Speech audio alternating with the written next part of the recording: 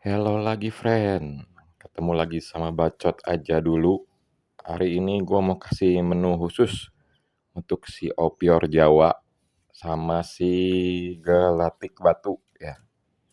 Menu khususnya apa? Ini gua mau kasih millet ya kan. Millet campur pur ya. Campur pur halus nih. Gua kasih nih milletnya nih. Gua aduk sama purnya. Ya millet ini bukan makanan alami mereka ya. Mereka makanannya ada yang makan buah, ada yang makan serangga.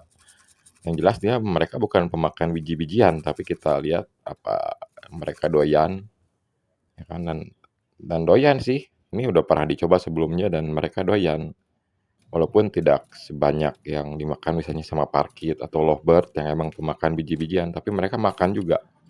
Mereka makan juga sama seperti kayak ayam yang makan batu-batu kecil gitu, batu-batu kerikil, merpati gitu makan batu-batu kecil itu buat melancarkan pencernaan mereka ya. Jadi bagus juga kalau sekali-sekali mereka dikasih sama millet ini. Kali-kali nggak usah rutin dan nggak usah terlalu sering. Mungkin sebulan sekali atau sebulan 2 kali lah. Kasih campur sedikit millet di pur mereka gitu ya.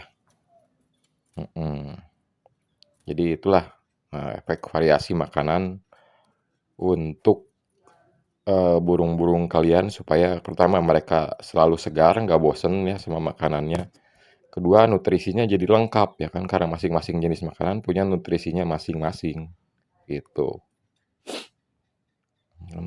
Kondisinya sangat baik, dua-duanya gacor, sehat,